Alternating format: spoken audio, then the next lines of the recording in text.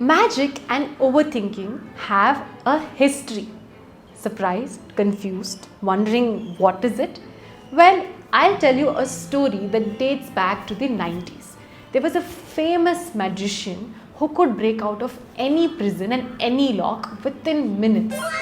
His name is Houdini. So Houdini was very popular and very famous, and people often used to invite him to open prison doors or locks just for party sake, or just wanted to see the awe in which he used to open, and he had made quite a name for himself. The British Isle challenged Houdini by saying that, we have this amazing prison which has a very difficult and complicated lock, and it's impossible to break it. So they challenged Houdini. Houdini didn't want to back off from the challenge, and he gladly accepted it, and he was like, you know what, I'm going to come to your prison and break that particular lock. So with a lot of confidence, he went and got himself locked in the prison, and he started to work on breaking open the lock.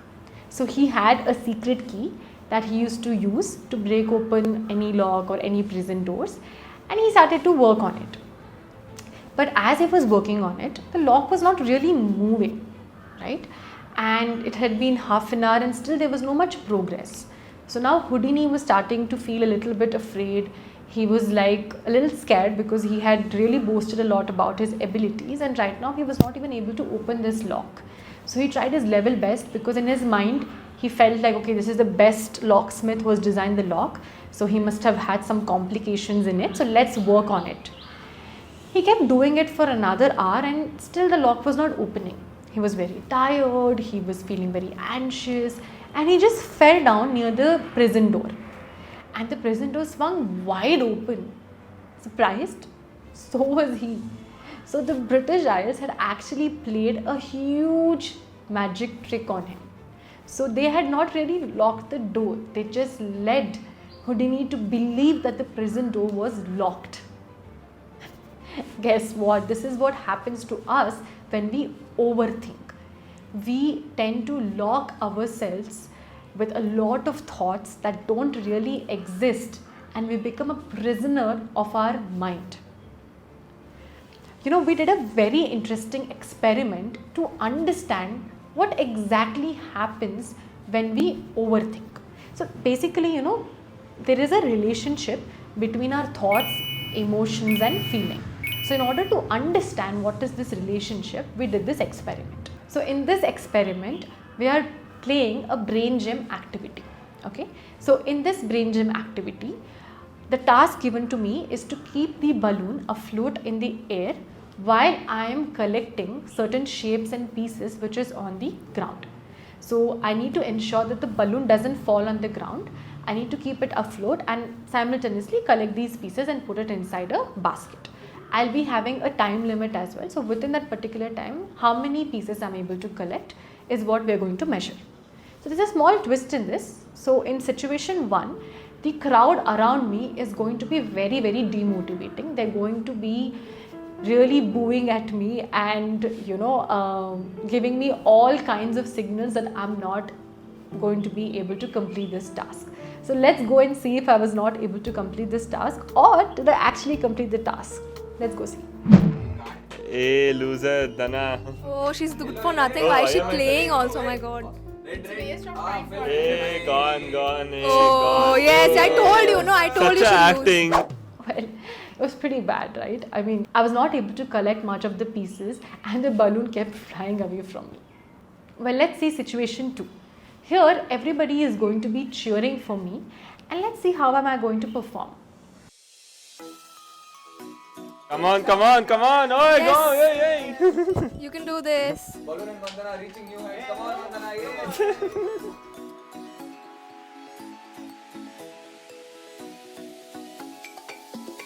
Come on, Vandana, come on, gone. You can do Oh, this. no. Right, yes. I said Go, gone, go, guys. go. You can do this.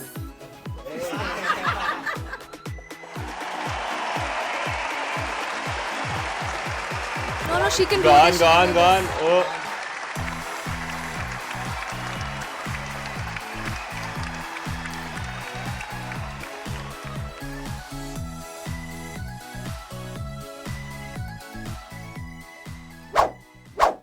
That was better, right? I mean, I could at least collect all the pieces and keep the balloon afloat as well, right? So did you see what we did over here? So what exactly happens to us when we overthink? What goes on in our mind?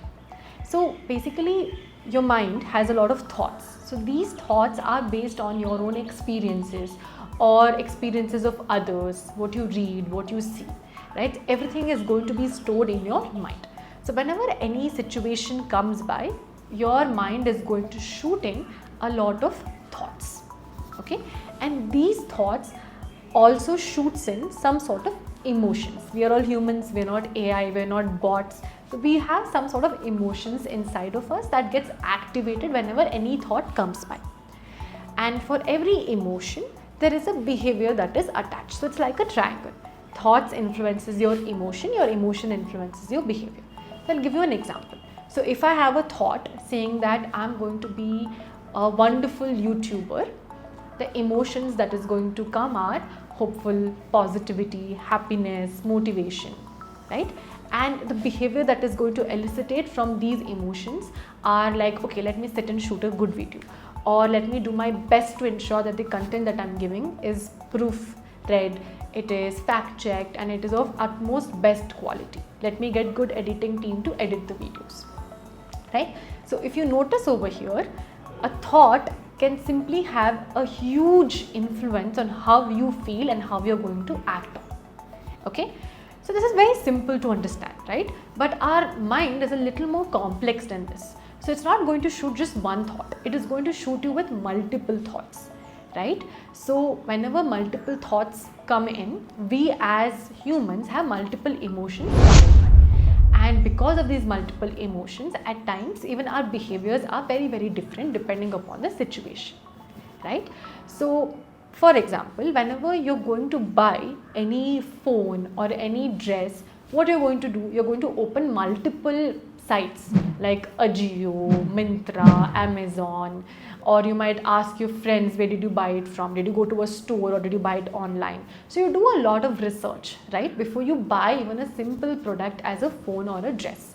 And say for example, you go to a shop, so you're obviously going to try to get some sort of discount to ensure that you pay the best price, correct?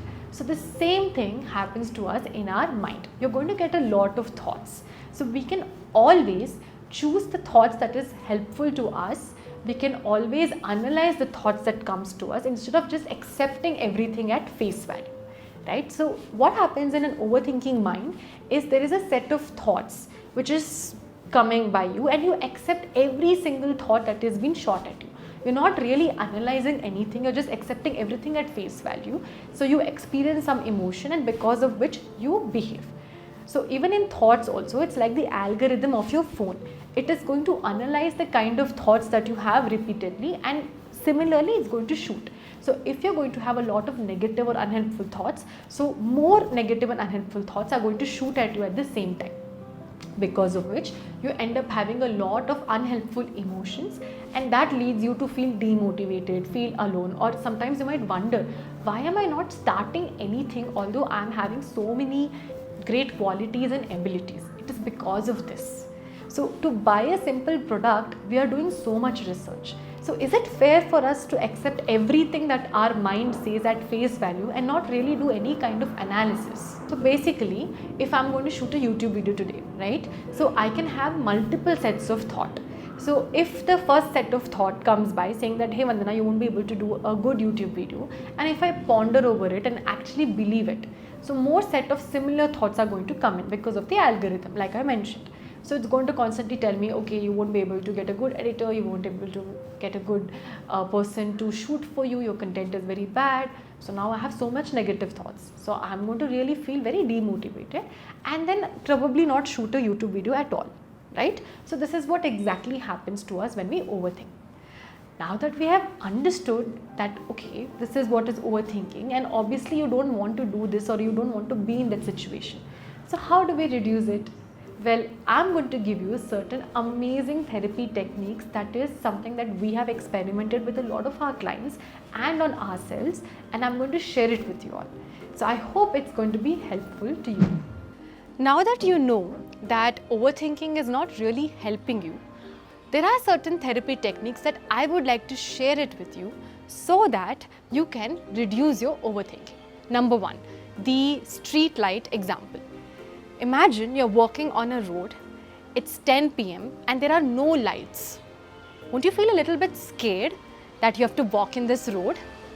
Now imagine in the same road there are some lights and some people walking. Now would you feel as scared as before to walk in this particular road? Not really, right? Similarly, when you're overthinking or you're being extremely unhelpful, it's like being on that road where there's no light, dark, scared, alone, fear. And when you use this technique of balancing your thoughts, it's like being on the road where there is a street light and people walking. Now, how do you balance? See, overthinking is something that you cannot really control, but you can always change the format in which you overthink. So, if you're having two unhelpful thoughts, balance it with two helpful thoughts. Say, if you're saying that, Pandana, you cannot do this, you cannot do a YouTube video recording, balance it with, hey, you have done something in the past. I know the viewership was not that great, but still you did it. Now, how does it look? You feel more confident and comfortable even though it is scary, even though you know that maybe you might fail at doing something, right? So this is called as the street light metaphor. Number two, so you can basically talk to yourself by saying that I'm having a thought that I won't be able to record a YouTube video. So when you say words like this, you're not exactly telling to yourself that, hey, you cannot record a video. You're basically saying it as, I'm having a thought that I'm not able to record a YouTube video. So this way, you're able to look at the thought as a statement and then decide whether this particular thought was helping you or it is not helping you. So remember, whenever you're thinking, to add extra 4 words, which is, I'm having a thought that.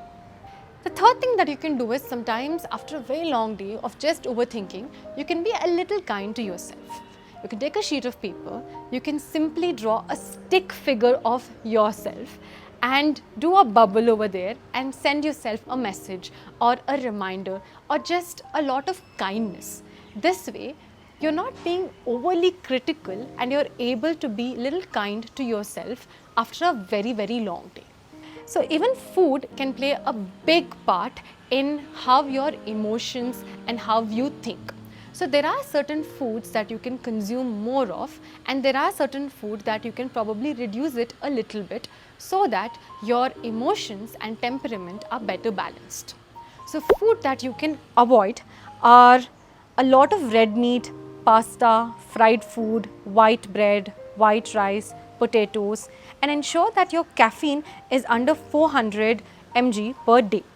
If you're drinking alcohol, do not drink more than 2 drinks in a day, and if you're eating a lot of artificial sweeteners, then you can reduce them as well. Foods that you can eat more of are beans, brown rice, berries, apples, banana, pear, broccoli, sprouts, carrots, almonds, walnuts. You can even have yogurt, kombucha, chickpea, a lot of supplements like vitamin B, B12, B6, vitamin A, vitamin C, magnesium, turmeric, and also include chamomile tea or green tea in your regular diet. I hope these therapy techniques are helpful for you. And one thing I would like to say to everybody out there is that therapy is actually fun, interesting, and very, very informative. You can always come to a therapy session and learn more about yourself. Why won't you want to learn more about yourself? It is so interesting and you get to understand why you think a certain way, why you feel a certain way, why are you responding to different situations in a particular manner. There's so much awareness, and when you have awareness and knowledge, you're able to be better, be kinder to people, and also whenever there are challenges, you can handle it in a much more better manner. So therapy is not just when you're feeling low or sad or demotivated. It is a space just like your gym, wherein you go and work out so that you're healthy physically, Therapy is more like a workout for your mind to make sure that you're more hopeful and can deal with any challenges in a balanced manner. So that's what therapy teaches you. So if you're liking such kind of content, don't forget to follow me, and I'll be sharing a series of videos about day-to-day challenges that we all face and how we can use certain therapy techniques, certain experiments like what we did to learn more. Thank you for watching, and don't forget to share it to your friends and subscribe to my channel.